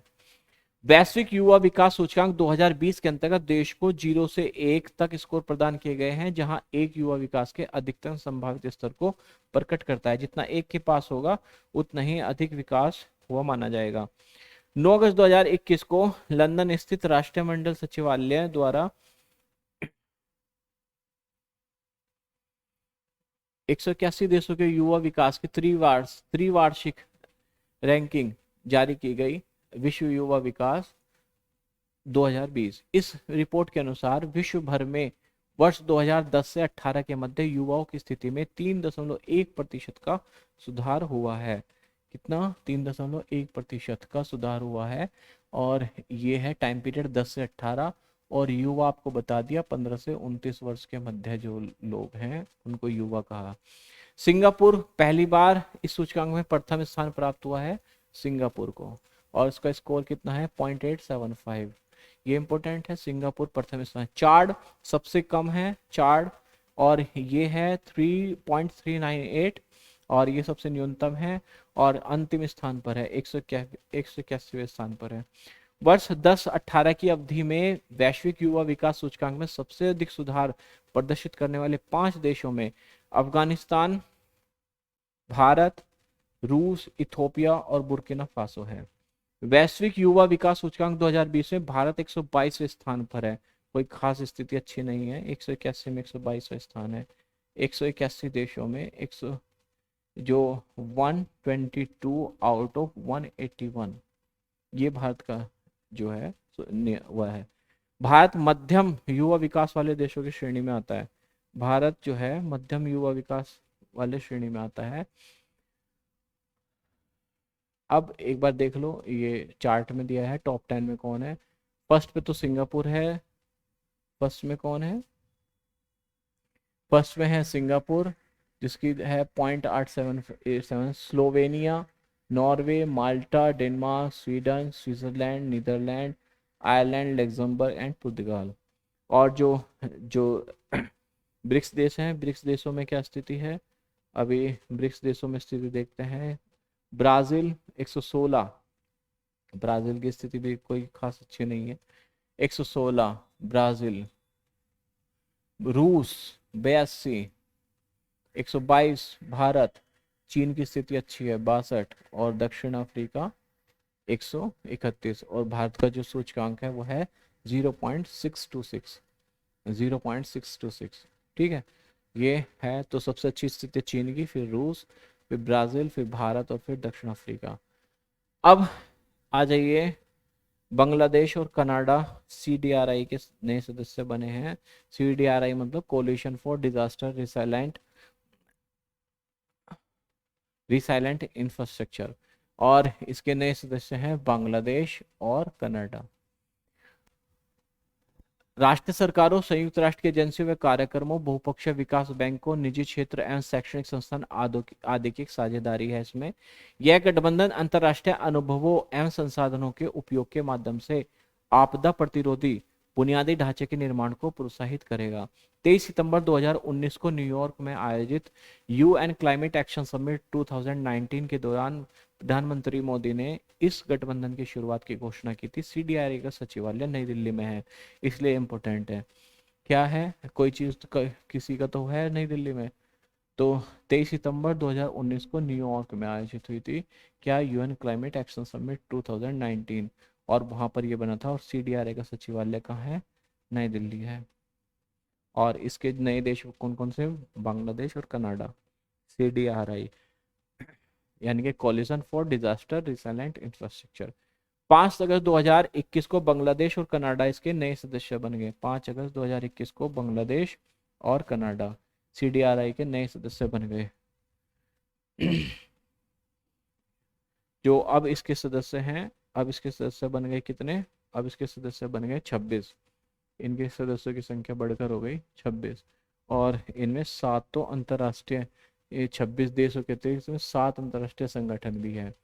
ADB है, एशियाई विकास डेवलपमेंट, विश्व बैंक है, UNDP है, UNDP यानी कि डेवलपमेंट प्रोग्राम, आपदा जोखिम न्यूनीकरण के लिए संयुक्त राष्ट्र कार्यालय UNDRR, आपदा प्रतिरोधी सोसाइटी के लिए निजी क्षेत्र गठबंधन, जलवायु प्रतिरोधी निवेश के लिए गठबंधन, और यूरोपीय संघ। उल्लेखनीय कि CDRI के 12 संस्थापक सदस्य देश थे। 12 Australia, Bhutan, Fiji, Indonesia, Italy, Japan, Maldives, Mexico, Mongolia, Rwanda और श्रीलंका और UK। भारत इसका संस्थापक सदस्य देश नहीं था। लोअर अरुण जल विद्युत परियोजना, लोअर अरुण जल विद्युत परियोजना 11 जुलाई 2021 को काठमांडू में भारत के जो सतलज जल विद्युत निगम और नेपाल निवेश बोर्ड के मध्य लोअर अरुण जल विद्युत परियोजना के विकास के लिए एक समझौता MOU पर हस्ताक्षर किए गए। 29 जनवरी 2021 को SJVN लिमिटेड ने अंतरराष्ट्रीय प्रतिस्पर्धा निविदा के माध्यम से इस परियोजना को हासिल किया था। और इसमें कौन है? ये कहाँ है? काठमांडू, नेपाल, नेपाल में। इस परियोजना की क्षमता है 779 मेगावाट। यह परियोजना नेपाल के सांखू वास्मा और मौजपुर जिलों में स्थित है। सांखू वास्मा और मौजपुर जिलों में स्थित है। LAHEP अरुण 3 जल विद्युत परियोजना का डाउनस्ट्रीम विस्तार है। इस परियोजना में कोई जलाशय बांध नहीं है। यह परियोजना 900 मेगावाट क्षमता वाली अरुण 3 HEP की जलधारा टेल रेस पर विकसित होगी। ठीक है, ये अरुण 3 का ही विस्तार है, एक तरह से देखा जाए तो अरुण 3 का ही ये विस्तार है। और इसमें जो इम्पोर्टेंट है वो यह है कि सांखू वास्मा और भोजपुर जो जिले हैं इन पर ध्यान रखना है। भोजपुर जिला जो नेपाल में है। यह परियोजना के पूर्ण होने पर प्रतिवर्ष 2970 मिलियन यूनिट विद्युत का उत्पादन होगा। कितने का उत्पादन होगा? 2970 मिलियन यूनिट विद्युत का उत्पादन होगा। यह परियोजना SGVN को build on operate and transfer BOOT आधार पर 25 वर्षों के लिए आवंटित की गई है। इस परियोजना के निर्माण, स्वामित्व, संचालन और हस्तांतरण के लिए SGVN लिमिटेड उत्तरदायी होगा। अरुण 3 जल विद्युत परियोजना के बाद SJVN को नेपाल में प्राप्त होने वाली यह दूसरी परियोजना है। अरुण 3 जल विद्युत परियोजना नेपाल में निगमित SJVN Arun 3 power development and limited द्वारा संचालित की जाती है। तो इसमें फिर है SAPDC SJVN के पूर्णतः स्वामित्व वाली अनुषंगी इकाई है। और मई 2018 में अरुण 3 परियोजना की आधारशिला रखी गई थी। अरुण 3 का ही ये जो है लोअर अरुण जल विद्युत परियोजना है और इसमें ये अरुण 3 का ही वो है। और अरुण 3 शुरू हुई थी 2018 में, मई 2018 में। इसकी उद्घाटन नेपाल में भारत द्वारा किया गया सबसे बड़ा निवेश है। 7,000 करोड़ का निवेश, 7,000 करोड़ रुपए का निवेश है। यह नेपाल में सबसे बड़ी जल विद्युत परियोजना है। यह नेपाल में सबसे बड़ी जल विद्युत परियोजना। बांध सुरक्षा समझौता DRIP सेकंड 5 अगस्त 2021 को भारत सरकार, केंद्रीय जल आयोग एवं 10 राज्य, उसमें कौन कौन है? गुजरात, मध्य प्रदेश, केरल, मणिपुर, महाराष्ट्र, छत्तीसगढ़, ओडिशा, मेघालय, राजस्थान, तमिलनाडु के प्रतिनिधियों ने विश्व बैंक के साथ बांधों की सुरक्षा और सुधार के लिए $250 मिलियन की परियोजना पर हस्ताक्षर किए विश्व बैंक के साथ। और 10 राज्य। 18 अप्रैल 2012 को विश्व बैंक के सहयोग से बांध सुरक्षा एवं पुनर्वास परियोजना का प्रथम चरण DRIP 1 शुरू किया था 2012 में। यह योजना नवंबर 2020 में पूरी हो गई। ये नवंबर 2020 में पूरी हो गई। ठीक है, अब यह योजना देश के 10 राज्यों के 120 बांधों पर लागू की जाएगी। परियोजना को राष्ट्रीय स्तर पर लॉन्च किया गया। केंद्रीय जल आयोग की जिम्मेदारी है। कार्यान्वयन के दौरान इस परियोजना के दायरे में अन्य राज्यों के शासित प्रदेशों को भी शामिल किया जा सकता है। बांधों की संख्या के संदर्भ में भारत 5334 बांध है भारत में। विश्व में चीन और अमेरिका के बाद तीसरा स्थान रखता है। ये इंपॉर्टेंट है। बांध कितने हैं भारत में? भारत में है 5334 बांध। और भारत का कौन सा नंबर है? चीन और अमेरिका के बाद तीसरा स्थान है। अब हेनले पासपोर्ट सूचकांक, देखिए जो इम्पोर्टेंट है मुझे जो बहुत इम्पोर्टेंट लगता है उस पर मैं बहुत ज़्यादा टाइम देता हूँ। और जो मुझे लगता है कि हाँ एक बार पढ़ लेना चाहिए, ज़्यादा लग नहीं रहा देखने से इम्पोर्टेंट, लेकिन क्वेश्चन कुछ भी आ सकता है, एक बार पढ़ लेना चाहिए, तो उसको मैं जल्दी से कवर कर लेता हूँ। हेनले पासपोर्ट सूचकांक की शुरुआत वर्ष 2006 में हुई थी और इसके जो विश्व के 199 देशों के पासपोर्ट 2006 में इसकी शुरुआत हुई थी। 199 की रैंकिंग के इस आधार पर निर्धारित करता है कि उस पासपोर्ट पर कितने देशों की यात्रा बिना वीजा के या बिना किसी पूर्व वीजा के हो सकती है। हेनले एंड पार्टनर्स द्वारा जारी यह रैंकिंग अंतरराष्ट्रीय वायु परिवहन संघ international air transport association IATA द्वारा जारी आंकड़ों पर आधारित है। यह सूचकांक हेनले ग्लोबल मोबिलिटी रिपोर्ट का एक हिस्सा है जिसे हेनले एंड पार्टनर्स द्वारा जारी किया जाता है। यह सूचकांक तिमाही आधार पर जारी होता है, यानी कि 3 महीने पर। 6 जुलाई 2021 को एक अंतरराष्ट्रीय सर्वेक्षण कंपनी हेनले एंड पार्टनर्स द्वारा हेनले पासपोर्ट सूचकांक 2021 क्वार्टरली 3 जारी किया गया। जापान पहले स्थान पर है, 193 गंतव्य की यात्रा वो बिना वीजा के कर सकते हैं, जापान। अब थोड़ा सा एक बार इस लिस्ट को देख लें, बस यहाँ देख ले, जापान जो है 100, जापान पहले स्थान पर है और 193 जो देश है उनमें वो ये कर सकता है। फिर है दूसरे नंबर पर सिंगापुर 192, जर्मनी 33 तीसरे नंबर पर, दक्षिण कोरिया भी तीसरे नंबर पर है। तो जर्मनी और दक्षिण कोरिया एक ही स्टेज रखती है। फिनलैंड, इटली, लग्जमबर्ग और स्पेन चौथे नंबर पर है। और ब्रिक्स देशों में जो स्थान है वो ब्राजील का है, 19 रैंकिंग है। ब्राजील की स्थिति काफी अच्छी है। रूस की स्थिति 51 है, भारत की तो 90 ही है। रूस की स्थिति कितनी है, 19, 170, रूस 51, 119, भारत 90, 58 देश है जहां पर ऐसा हो सकता है। दक्षिण अफ्रीका 57वें नंबर है, 102, और चीन 72, 78 देश। चीन की स्थिति भी भारत से अच्छी है। भारत को वर्ष 2021 में जो क्वार्टर 3 में है 90वां स्थान मिला है। भारतीय पासपोर्ट धारक बिना किसी पूर्व वीजा के विश्व के 58 देशों में यात्रा कर सकते हैं, विश्व के 58 देशों में। जापान सबसे नंबर 1 पर है, 193, फिर सिंगापुर है 192। और इस प्रकार से आप देखें तो अब शांति सूचकांक में आ जाओ। शांति सूचकांक में जो 2021 है उसमें क्या है, 17 जून 2021 को सिडनी ऑस्ट्रेलिया स्थित विश्व के एक अग्रणी विचार मंच think tank institute for economics and peace IEP द्वारा वैश्विक शांति सूचकांक ग्लोबल पीस इंडेक्स 2021 जारी किया गया।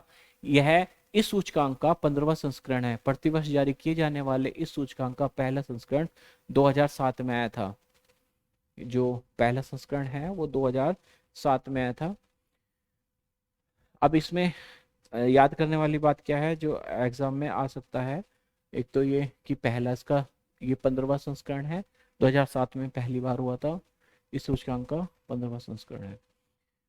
वैश्विक शांति सूचकांक 2021 में विश्व के 163 देशों जिसकी जनसंख्या 99.7% को शामिल किया गया है। इस सूचकांक में विश्व में शांति के स्तर का मापन 23 गुणात्मक और मात्रात्मक संकेतों के आधार पर किया गया है। 23 और 163 देश हैं, ठीक है, और जनसंख्या जो कवर करते हैं 99.7%। और इसमें 23 गुणात्मक और मात्रात्मक संकेतों के आधार पर है। इन संकेतों को थ्री डोमेन्स में बांटा गया है। एक है समाज में बचाव व सुरक्षा का स्तर, the level of societal safety and security. दूसरा है घरेलू और अंतर्राष्ट्रीय संघर्ष का प्रसार, the extent of ongoing domestic international conflict.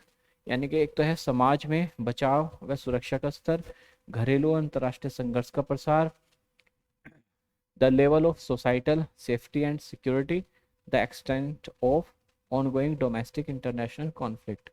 फिर इन्होंने 3 डायमेंशन किया है। अब तीसरा है वो है सैन्यकरण का स्तर, द डिग्री ऑफ मिलिट्रीलाइजेशन। फिर है सैन्यकरण का स्तर, द डिग्री ऑफ मिलिट्रीलाइजेशन। वैश्विक शांति सूचकांक जीपीआई 2021 के अनुसार आइसलैंड सबसे जो शांत देश है वो है आइसलैंड, और 2008 से ये सूचकांक में नंबर 1 पर है आइसलैंड ही। जीपीआई 2021 के अनुसार लगातार चौथी बार अफगानिस्तान सबसे अशांत देश है, लीस्ट पीसफुल कंट्री अफगानिस्तान। वैश्विक शांति सूचकांक 2021 में भारत को 163 देशों की सूची में 135वां स्थान मिला है। 135वां स्थान यानी कि स्कोर है भारत का 2.553। भूटान 22वीं रैंक के साथ सबसे ज्यादा शांत है। दक्षिण एशिया का सबसे शांत जो देश है वो है भूटान, वो है 22वीं रैंक प्राप्त है। तो भारत का कितना है, 135 है। जीपीआई है भारत का 135 आउट ऑफ 163, और स्कोर है 2.553। आईएमडी विश्व प्रतिस्पर्धा रैंकिंग, ये तो हो गया शांति वाला, देख लिया। आइसलैंड उसमें ज्यादा शांत है, अफगानिस्तान सबसे कम शांत है, और भारत के स्थान है 135 और भूटान है 22वां। आईएमडी विश्व प्रतिस्पर्धा रैंकिंग 2021 वर्ष 17 जून 2021 को इंस्टीट्यूट फॉर मैनेजमेंट डेवलपमेंट ने 33वीं विश्व प्रतिस्पर्धा रैंकिंग 2021 जारी की। Institute for management development world competitiveness world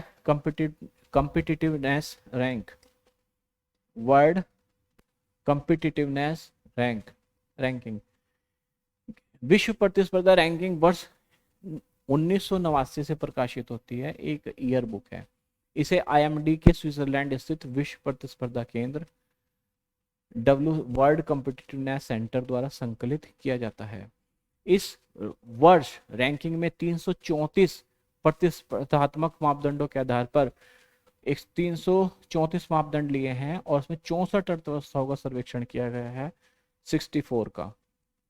तो इसमें रैंकिंग 4 कारकों के आधार पर देशों की समृद्धि और प्रतिस्पर्धात्मकता को नापती है। 4 कारक हैं इसमें, 4 कारक। और कौन कौन से हैं वे? एक तो है इकोनॉमिक पर्सपेक्टिव से देखें, इकोनॉमिक परफॉर्मेंस, सरकारी दक्षता यानी कि गवर्नमेंट परफॉर्मेंस, और व्यावसायिक दक्षता यानी कि बिजनेस, और आधारभूत संरचना यानी कि इंफ्रास्ट्रक्चर। आर्थिक, सरकारी दक्षता, व्यावसायिक दक्षता, आधारभूत संरचना। स्विट्जरलैंड को पहला स्थान प्राप्त हुआ है, पहली बार स्विट्जरलैंड को पहला स्थान प्राप्त हुआ है। पहले, दूसरे पर स्वीडन, तीसरे पर डेनमार्क, चौथे पर नीदरलैंड और पांचवे पर सिंगापुर। टॉप 5 है। ब्रिक्स देशों की स्थिति यह है कि जो ब्राजील है उसका 57वां नंबर है, ब्राजील का 57वां नंबर, रूस का 45, भारत का 43। ये भारत की अच्छी बात है, थोड़ा सा ठीक है। चीन का 16वां नंबर है और दक्षिण अफ्रीका का 62वां नंबर है। भारत 2019 से लगातार 43वें स्थान पर बना हुआ है, ये प्रतिस्पर्धा में है। एशिया प्रशांत के देशों के संदर्भ में भारत की रैंकिंग 12वीं है, और अगर इंडो पैसिफिक में देखें तो भारत की रैंकिंग है 12वीं। QS वर्ल्ड यूनिवर्सिटी रैंकिंग, अभी आपने एक पहले यूनिवर्सिटी की देखी जो रैंकिंग देखी थी, अब आप देखें QS वर्ल्ड की। QS वर्ल्ड की रैंकिंग के आधार पर आप देखें, QS वर्ल्ड यूनिवर्सिटी रैंकिंग 2022 का ये 18वां संस्करण है। इस रैंकिंग में MIT, उसमें ऑक्सफोर्ड को था नंबर 1 पर, इसमें MIT को 10वीं बार शीर्ष स्थान मिला है। इसमें MIT को लगातार 10वें साल शीर्ष स्थान पर। रैंकिंग में IIT बॉम्बे 177वें स्थान पर है, जो भारत में सबसे श्रेष्ठ है। वहां पर IIS था, IISc यानी कि Indian institute of science Bengaluru, और फिर रोपड़ था। इस रैंकिंग में वैश्विक स्तर पर 1300 संस्थानों को रैंक प्राप्त हुई है। QS वर्ल्ड यूनिवर्सिटी रैंकिंग 2022 में 5 शीर्ष जो विश्वविद्यालय है वे हैं 2021 और 22 दोनों के ही देख लें। इसमें MIT है नंबर 1 पर, 21 में भी और 22 में भी। इसका जो स्कोर है वो 100 ही है। ऑक्सफोर्ड जो 22 में दूसरे नंबर पर आ गई, 21 में 5वें नंबर पर थी। और ये तीसरे नंबर पर स्टैनफोर्ड जो कि 21 में 8वें नंबर पर थी, और ये है दूसरे नंबर पर थी, अब ये तीसरे पर पहुंच गई कैम्ब्रिज, और ये जो तीसरे पर थी ये 5वें पर गई हार्वर्ड। ये US और UK की है। रिपोर्ट के अनुसार एशिया के 2 सर्वश्रेष्ठ विश्वविद्यालय national university of Singapore, Asia का है नेशनल यूनिवर्सिटी ऑफ सिंगापुर जो 11वें स्थान रखता है। नॉनयोन टेक्नोलॉजिकल यूनिवर्सिटी सिंगापुर ये 12वें स्थान रखता है। दोनों सिंगापुर के हैं, एक है नेशनल यूनिवर्सिटी ऑफ सिंगापुर और एक है Nanyang technological university Singapore. QS world university ranking 2022 में 35 भारतीय संस्थानों को रैंकिंग प्रदान की गई, इसमें 35 है। QS वर्ल्ड यूनिवर्सिटी में IIT जो बॉम्बे है उसको पहला स्थान प्राप्त हुआ है, और इसमें 3 विश्वविद्यालय हैं। कौन कौन से? एक तो है आपका IIT बॉम्बे 170वां स्थान, IIT दिल्ली 185वां स्थान है। और इस प्रकार आप देखें तो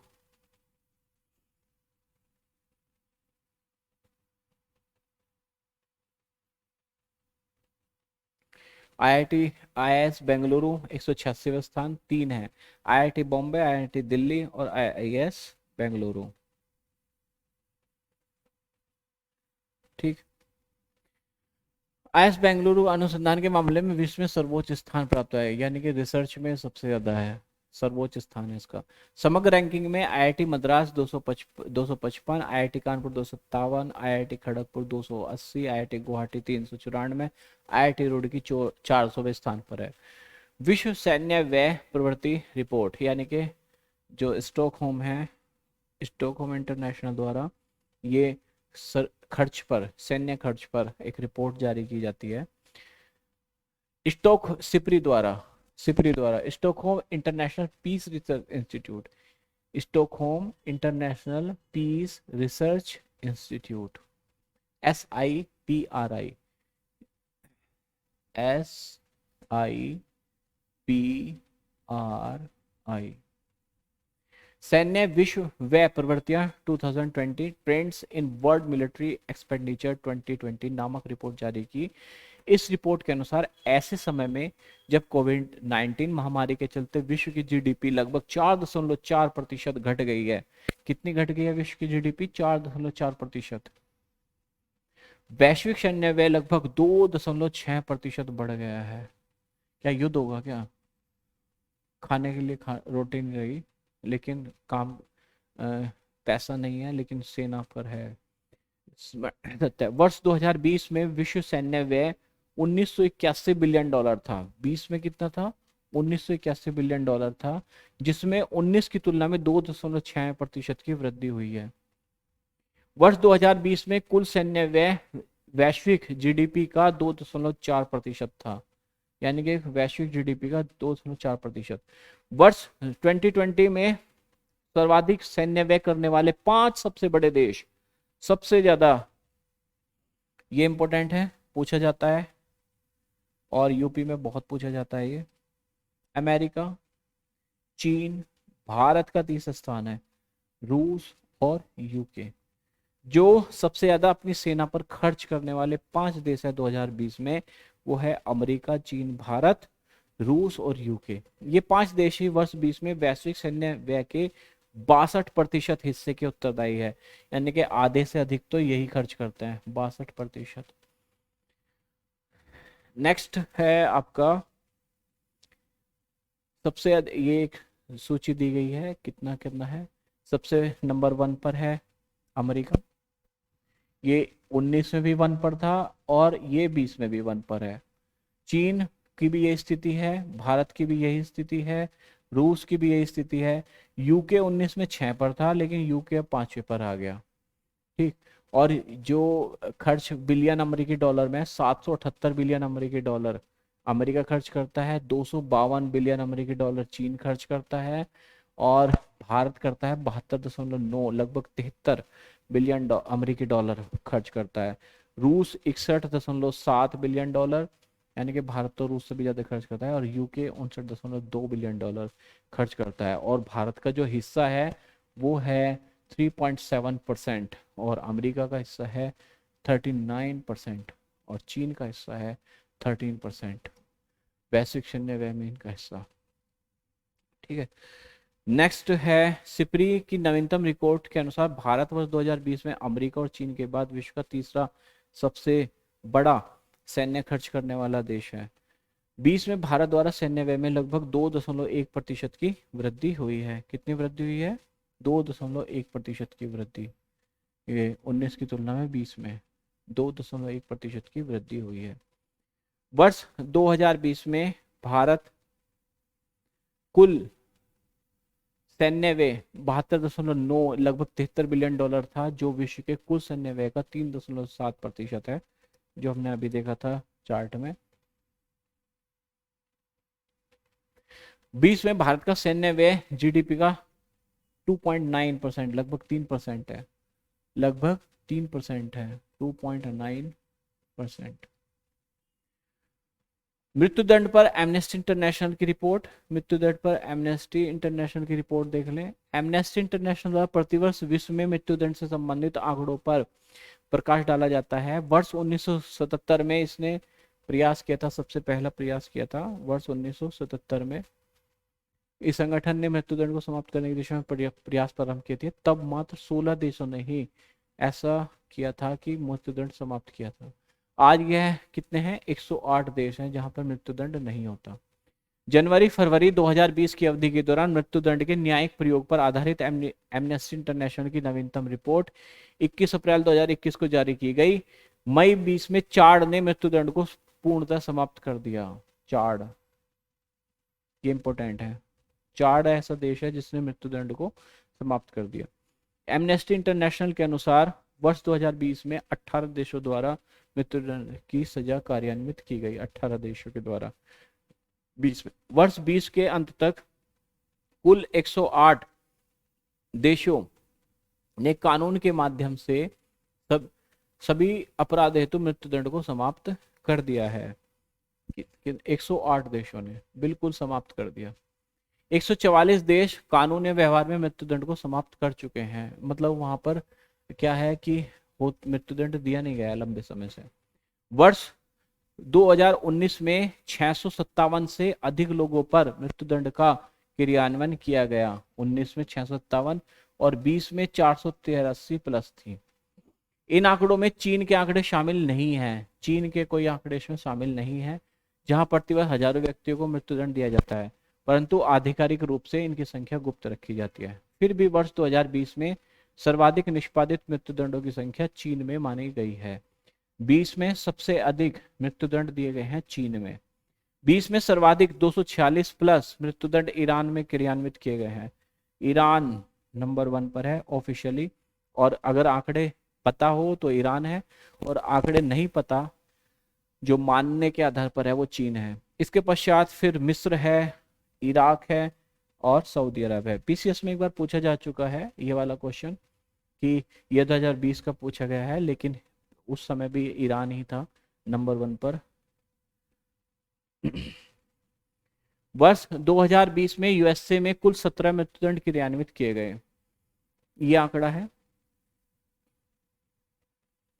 20 में, चीन को छोड़कर। यमन, मिस्र, जाम्बिया, यमन 269 प्लस, मिस्र 264 प्लस, जाम्बिया 119 प्लस, इंडोनेशिया जिन्हें सजा सुनाई गई, मृत्युदंड की सजा सुनाई गई 117, और बांग्लादेश 113।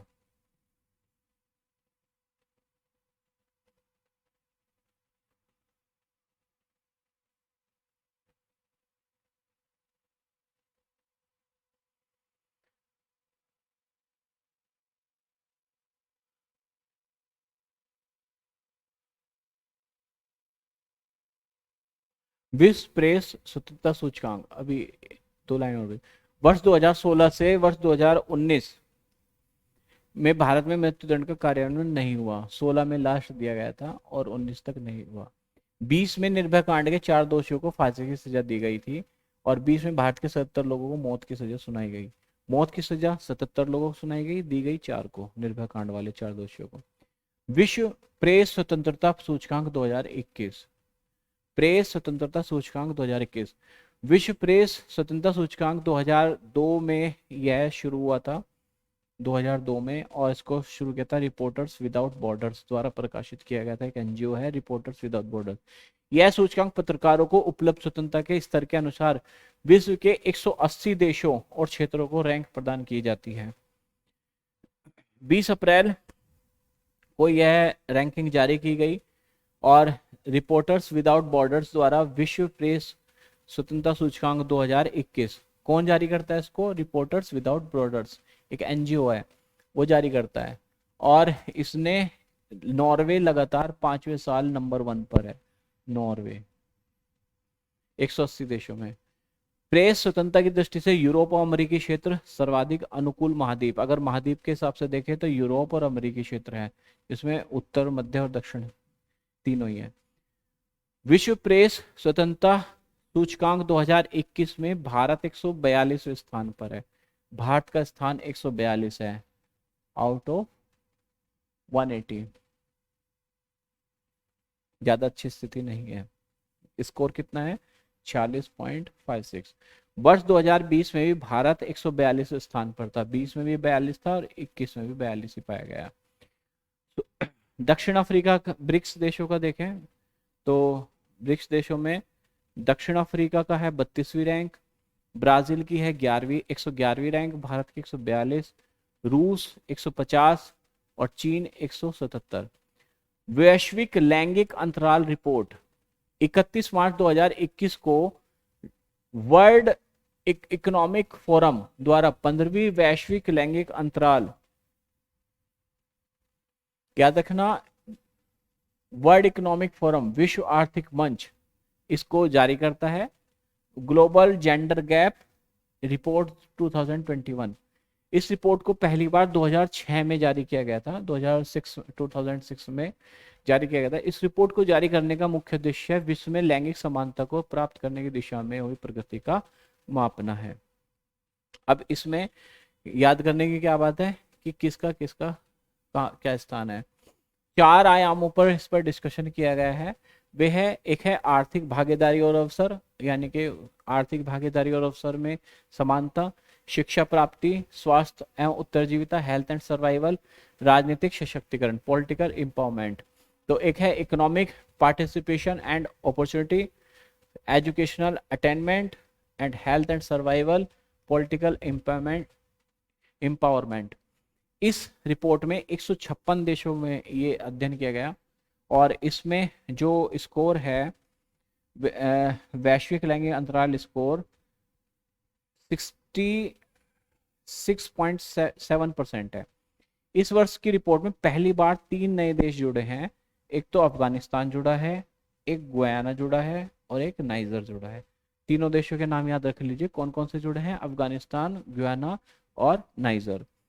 रिपोर्ट के अनुसार अभी तक कोई भी देश पूर्ण लैंगिक समानता को प्राप्त नहीं कर पाया, यानी कि कोई भी ऐसा देश नहीं है जो पूरे के पूरा चारों आयामों पर 100% खरा उतरा हो। आइसलैंड 12वीं बार विश्व में सबसे, जो आइसलैंड है ये पीस में भी नंबर 1 था, 12वीं बार विश्व में सर्वाधिक लैंगिक समानता वाला देश घोषित किया गया, 12वीं बार। ठीक है, पूर्णता कहीं नहीं है, पूर्णता कहीं पर भी नहीं है। अंतरराष्ट्रीय बौद्धिक सूचकांक, संपदा सूचकांक, अंतरराष्ट्रीय बौद्धिक संपदा सूचकांक यानी कि वीपो वाला, इसमें विश्व के सबसे बड़े व्यापारिक संघ यूएस चैम्बर ऑफ कॉमर्स के वैश्विक नवाचार नीति केंद्र ग्लोबल इनोवेशन पॉलिसी सेंटर जेआईपीसी द्वारा अंतरराष्ट्रीय बौद्धिक संपदा सूचकांक इंटरनेशनल इंटेलेक्चुअल प्रॉपर्टी इंडेक्स आईआईपीआई वर्ष 2012 से जारी कर रहा है। कौन? इंटरनेशनल इंटेलेक्चुअल प्रॉपर्टी इंडेक्स 2012 से जारी हो रहा है यार। कर कौन रहा है? ये कर रहा है ग्लोबल इनोवेशन पॉलिसी सेंटर। उपयुक्त 50 संकेतकों को 9 विभिन्न श्रेणियों में वर्गीकृत किया गया है। क्या है? एक तो है पेटेंट, कॉपीराइट, ट्रेडमार्क, डिजाइन अधिकार, व्यापार रहस्य एवं गोपनीय सूचनाओं की सुरक्षा, आईपी परिसंपत्तियों का व्यवसायीकरण, परिवर्तन, प्रणालीगत दक्षता, अंतरराष्ट्रीय संधियों की सदस्यता एवं अनुसमर्थन। इसके आधार पर अब देखो,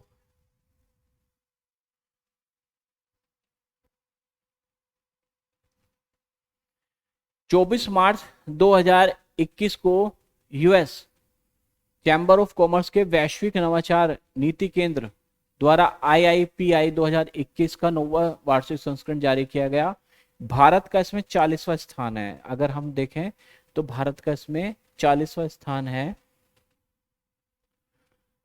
नवीनतम सूचकांक में विश्व की 53 अर्थव्यवस्थाओं को शामिल किया गया है। 53 अर्थव्यवस्थाओं को जो वैश्विक जीडीपी के लगभग 90% का प्रतिनिधित्व करते हैं। ये 53 अर्थव्यवस्थाओं पर है आधारित और भारत को 38.46 अंकों के साथ 40वां स्थान प्राप्त हुआ है। 40वां स्थान प्राप्त हुआ है भारत को, और कितने में से? आउट ऑफ 53 में से। तो पहले पर कौन है? जाहिर सी बात है यूएसए। पहले पर है आपका यूएसए और दूसरे पर है यूके। पहले पर है यूएसए, दूसरे पर है यूके, तीसरे पर जर्मनी, फ्रांस और जापान। सबसे पिछड़े में है 53वें स्थान पे वेनेजुला, फिर 52 पे पाकिस्तान, 51 पर अल्जीरिया, 50 पर नाइजीरिया और 49 पर कुवैत। पाकिस्तान की तो बहुत बुरी स्थिति है, लेकिन चलो इसमें शामिल कर लिया है इस अर्थव्यवस्था को, ये भी इनके लिए बहुत बड़ा अचीवमेंट है। अभी विश्व प्रसन्नता रिपोर्ट, विश्व प्रसन्नता रिपोर्ट 2021 वर्ष 2012 में, वर्ष 2012 में